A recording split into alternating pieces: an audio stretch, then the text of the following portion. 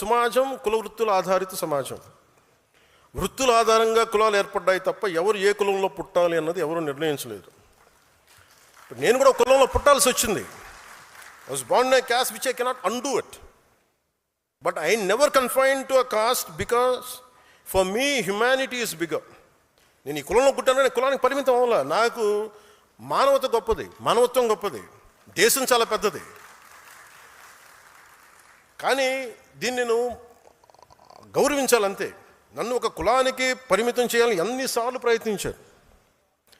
నన్ను ఒక ప్రాంతానికి పరిమితం చేయాలని వస్తే మన సాంబశివుడు లాంటి వచ్చి అన్న నువ్వు ఆంధ్ర కాదు, నువ్వు తెలంగాణ, నువ్వు భారతీయుడు అన్న కులానికి పరిమితం చేయాలని చూశారు, ప్రాంతానికి పరిమితం చేయాలని చూశారు.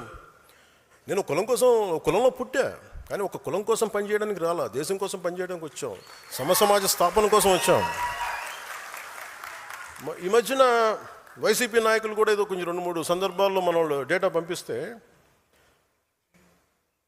మీరు కాపులకి ఏం చేశారు ఇవన్నీ మాట్లాడుతుంటే నేను ఒక కాపుల కోసం ఆలోచించడం రాలా. నేను రెల్లి సమాజం గురించి ఆలోచిస్తాను, మాల సమాజం గురించి ఆలోచిస్తాను, మాదిగ సమాజం గురించి ఆలోచిస్తాను, బీసీల సమాజం గురించి ఆలోచిస్తాను, అన్ని ఉన్నత సోకాళ్ళు ఓసీ కాస్టుల గురించి ఆలోచిస్తాను, అందరూ బాగుండాలని ఆలోచిస్తాను. నేను దయచేసి ఒక కులానికి పరిమితం చేయాలనుకున్న, ఒక ప్రాంతానికి పరిమితం దాన్ని మీరు ఎదురుదాడి చేయండి, మన అందరి కోసం పనిచేస్తాం. ఈ మధ్యన ప్రేమలో ఎక్కువ అయిపోయిన అందరికీ సడన్గా ఏం చేశారండి మీరని ఒక్కొక్కరు టీవీల్లో గొంతులు ఏముంటుందని కంటనాళ్ళ తెగిపోయేలా అరుస్తున్నారు.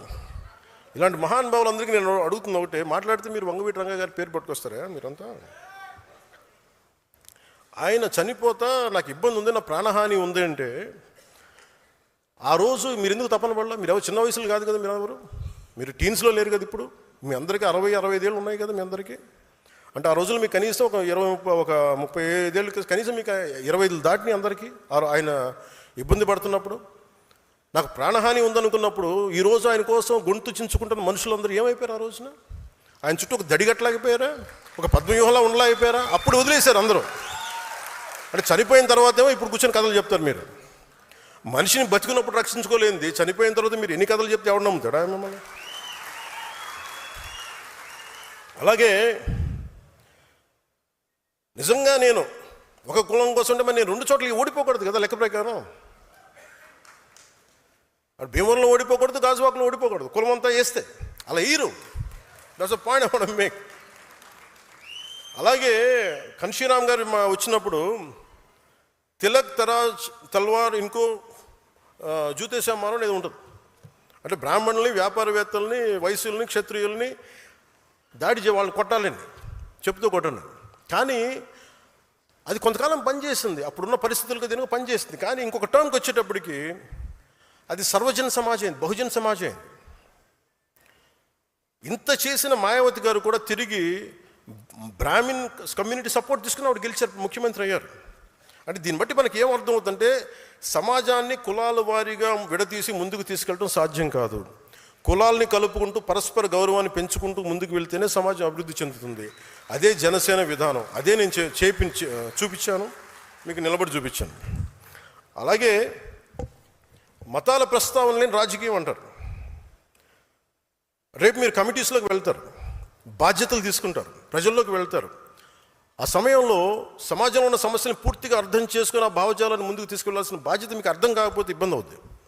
మనం స్పష్టంగా చెప్పాల్సింది ఒకటే, ఎవరు దైవాన్ని వాళ్ళు ఆరాధించండి, మీ దేవుని మీరు ఆరాధించండి. మీరు ఇస్లాం అయితే ఇస్లాంని ఆరాధించండి, మీ ఎవరి ధర్మాన్ని వారు పాటించండి. కానీ మిగతా మతాలకు గౌరవం ఇవ్వండి. ఇఫ్ యు ఆర్ హిందూ, మీరు బాగా మీరు ఆరాధించుకోండి, ఇస్లాం గౌరవం ఇవ్వండి, క్రిస్టియానిటీ గౌరవం ఇవ్వండి, జైనిజం గౌరవం, దానికైనా గౌరవం ఇవ్వండి. కానీ అలా గౌరవించుకుంటే మత ఘర్షణకు అవకాశం ఉండదు. అది నిజమైన సెక్యులర్ భావన. అది మతాల ప్రస్తావన సమాజానికి అది పునాది అవుద్ది. అంతేగాని నాకు చిరాకైంది ఏంటంటే అపీస్మెంట్ పాలిటిక్స్. నేను ఒక క్యాప్ పెట్టుకొని నేను ఇలా మాట్లాడితే నాకు ముస్లిం సోదరులు ఓటేస్తాను, నేను నమ్మను. నేను బేసి ఎందుకంటే అసలు అది తీసేద్దాం. అంటే ఈరోజు మనకి షాన్వాజ్ అనే ఒక ఆడబిడ్డ మన ఎక్కడ రాయలసీమ నుంచి, ఎక్కడ కర్నూలు నుంచో ఉమానంలో చిక్కుకుపోతే ఆవిడే హిందూ కాదే, ఆవిడ హింసించింది కూడా అక్కడ లోకల్లో ఉండే ముస్లిం బిజినెస్ మ్యాన్. మన అలాంటి లేదు మన సమాజంలో, మనం అలా చూపించాం. అందుకని ఈ అపీజ్మెంట్ పాలిటిక్స్ అనేది జనసేన తీసుకోదు. ఒక తప్పుని తప్పుగానే చెప్తుంది. ఒక హిందూ చేయండి, ముస్లిం చేయండి, క్రిస్టియన్ చేయండి, మీరు ఒక తప్పుని మీరు ఖచ్చితంగా ఈ తప్పుని చెప్పకపోతే తప్పు చేసిన వాళ్ళు అవుతారు. అందుకని appeasement politics is a big no for Janasena.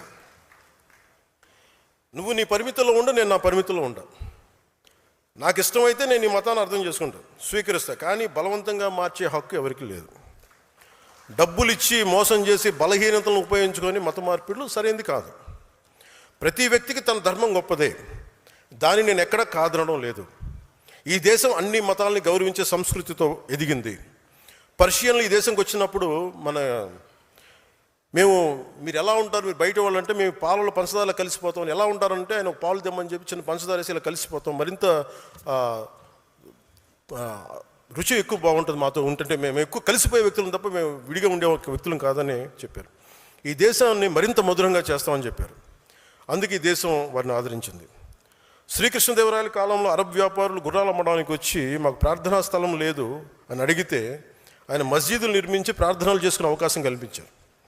ఎందుకంటే ఈ దేశ సంస్కృతికి ఇన్సెక్యూరిటీ, అభద్రతా భావం లేదు.